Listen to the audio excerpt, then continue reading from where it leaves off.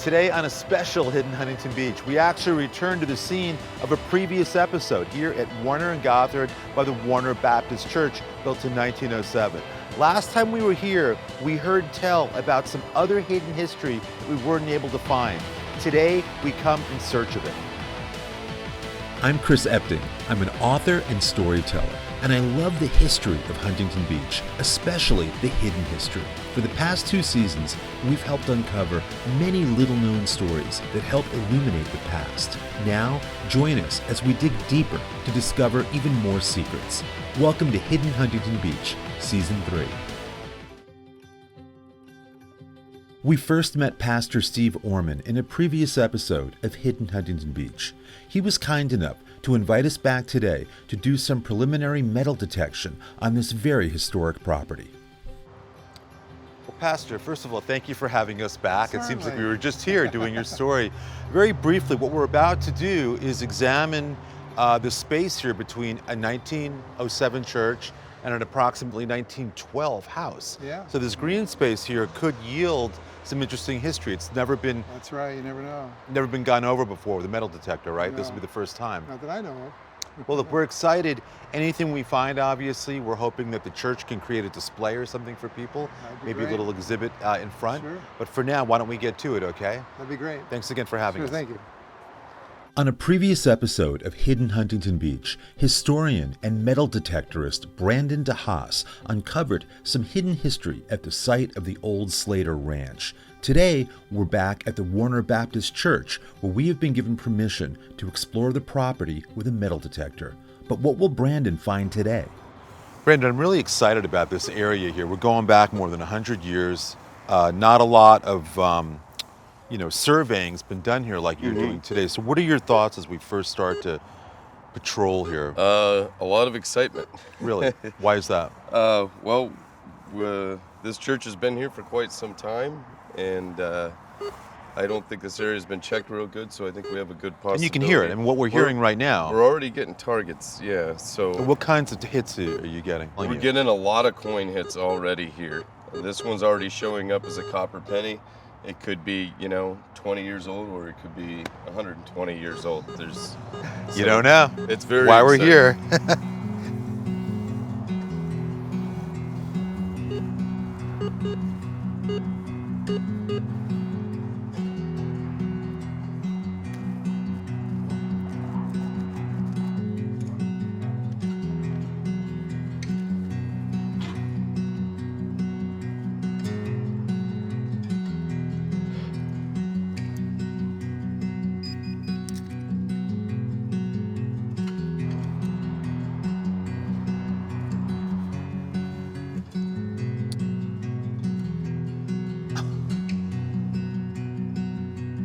That is an old toy train. You got both sets of Wait, wheels. that's metal or plastic? It's metal with, that feels like Bakelite.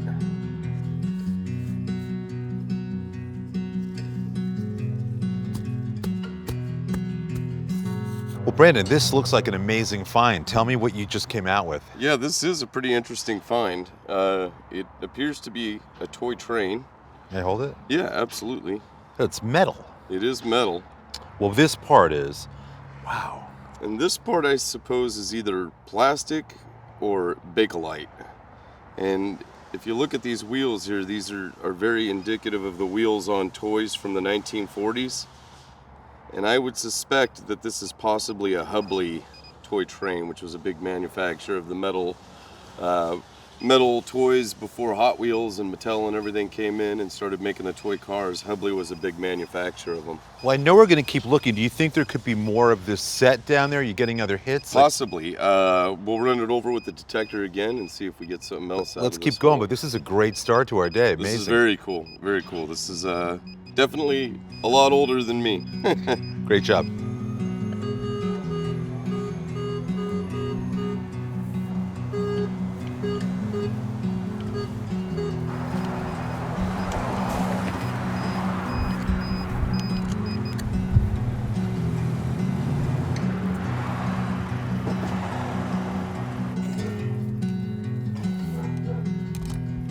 65.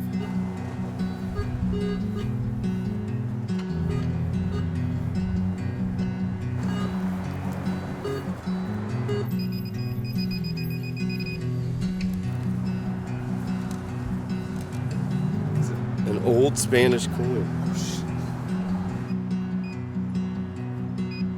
A head of a nail. That's how sensitive this thing is.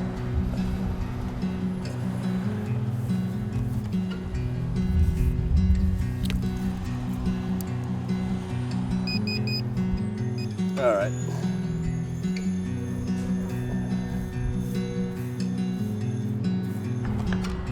Well, Brandon, this seems to me, a novice, pretty impressive for a few hours of work. What's your take on what you discovered today? It is pretty impressive. I mean, we have a lot of what we call clad change, which is, modern change, pretty much anything 1960 and above. What were the finds today that jumped out at you that are the most dramatic? Because I saw you get excited a couple of times. I did, yeah. What got you excited today? We'll start with my first excitement is this toy train here. I have to research a little bit, but I believe it's probably a Hubley line, late 40s, early 1950s toy train. And the wheels are here too. The wheels are here too, which is a good indicator of the date of the toy, the way they're made. Gives a good indication on that. And a family lived here, so to find a toy like that, it's expected. It is expected, yeah, and pretty cool if it does actually date to that after some research. What else jumps out? We have some standard, you got some sort of buckle here, some old bolts, nails. We have an old brass clasp here. I'm not sure when that's from, but it could have been used for a horse or anything like that. We have a lock here. Not real sure about the date on that, but the things that jump out the most to me, which are the coolest finds here, especially with the history of this church and how long it's been here since 1906, are these two tokens. And preliminarily, it looks like they're probably from 1914. Really? And they would be used as trade tokens. When money was tight, employers would often give them trade tokens to exchange for food and necessities. Like at a company store kind of thing? At a company store, yeah. So there might have been a store around here kind of thing? Right. It could have even been a local market, and they could trade those in. In 1914? 1914. Yeah, that's a long time ago. And there was something else that got you very excited. Yes. This 1946, 20 centavos from Mexico. So we're talking 1 year after World War II. I've dug a couple coins from Mexico in the past. The earliest I've dug, I think, is about 1980. Wow, so that's a big deal. 1946. And again, it's a church, so again, you've got people coming from all over the community for more than 100 years, yes, so you would find something like this. Well, look, I know we only scratched the surface today. The folks here at the church have been amazingly gracious, very much generous with their access. They want us to come back. We're going to continue this process because we really do have an opportunity here to help tell the story of what was formerly called Wintersburg, here along Gothard at Warner.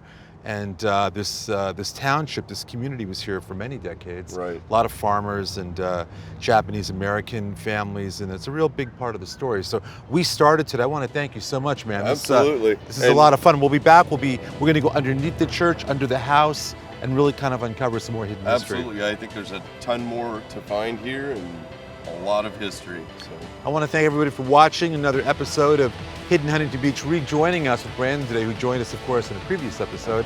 You can check out our Facebook page, which is simply Hidden Huntington Beach. We have thousands of people there sharing all kinds of stories and photos and things. Stay tuned for more new episodes coming up, and thank you again for watching.